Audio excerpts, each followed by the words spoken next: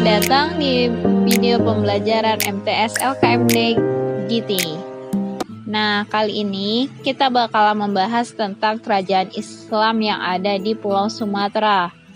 Berdasarkan catatan sejarah, kerajaan-kerajaan Islam yang ada di Pulau Sumatera itu terbagi atas 4. Yang pertama, Kerajaan Perlak, yang kedua, Kerajaan Samudra Pasai, yang ketiga, Kerajaan Aceh, dan yang keempat, Kerajaan Malang. Oke, kita bakal masuk ke pembahasan pertama, yaitu Kerajaan Perlak. Nah, Kerajaan Perlak ini terletak di Aceh Timur. Kerajaan ini didirikan pada tahun 840 Masehi dan berakhir pada tahun 1292 Masehi. Kerajaan Perlak merupakan kerajaan Islam pertama dan tertua di Indonesia. Wah, yang pertama nih ya, tapi yang Islam. Nah, posisi Kerajaan Perlak ini sendiri sangat strategis yang membuat para pedagang yang berasal dari Arab dan Persia singgah dan membeli hasil alam berupa kayu perlak.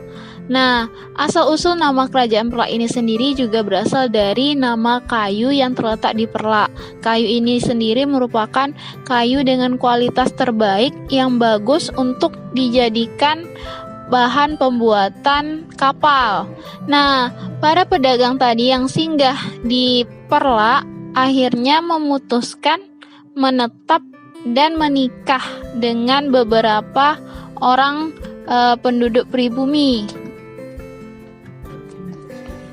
Karena adanya pernikahan percampuran antara pedagang Arab dan pribumi membuat Islam semakin berkembang di wilayah ini. Karena inilah kerajaan Islam muncul. Kerajaan ini didirikan oleh Sultan Alauddin Syekh Maulana Abdul Aziz Shah yang merupakan keturunan Arab yang beraliansi Syiah. Nah, kerajaan ini berdiri pada tanggal 1 Muharram 225 Hijriah dan beliau juga merupakan raja pertama untuk Kerajaan Perlak. Kerajaan Perlak mengalami masa kejayaan pada pemerintahan Sultan Makdum Alauddin Malik Muhammad Amin Shah II Johan. Nah, masa ini pemerintahan Kerajaan Perlak mengalami kemajuan pesat terutama pada bidang pendidikan Islam dan perluasan dakwah Islamiyah. Beberapa faktor yang mengatakan bahwa Perlak cocok menjadi pusat kerajaan, yaitu pertama, letak strategis untuk perdagangan. Kedua, daerah Aceh merupakan daerah penghasil lada yang merupakan bahan ekspor ke India dan Timur Tengah. Nah, yang ketiga, mundurnya kerajaan Melayu. Selain itu, pelabuhan Perlak pernah mencatat bahwa pelabuhan tersebut pernah dikunjungi oleh musafir yang bernama Marco Polo. Marco Polo menceritakan bahwa di ibu kota Perlak, para penduduk menganut agama Islam, namun penduduk yang ada di luar kota masih menganut kepercayaan animisme dan dinamisme. Bukti-bukti peninggalan Kerajaan Perlak yang pertama yaitu mata uang Perlak. Mata uang yang dipakai di Kerajaan Perlak berupa emas atau dirham, perak atau kupang, dan tembaga atau kuningan. Nah, yang kedua, stempel Kerajaan Perlak. Stempel kerajaan ini bertuliskan huruf Arab. Model tulisan tenggelam yang membentuk kalimat Al-Wasi Billah Kerajaan Negeri Bendahara tahun 512. Dan yang ketiga, makam Raja Benua. Pada batu nisan Raja Benua ditulis menggunakan huruf Arab. 2. Kerajaan Samudra Pasai. Kerajaan Samudra Pasai adalah gabungan antara Kerajaan Perlak dan Kerajaan Pasai yang mengalami kemunduran. Kerajaan Samudra Pasai didirikan oleh Nazimuddin Al-Kamil pada abad ke-13.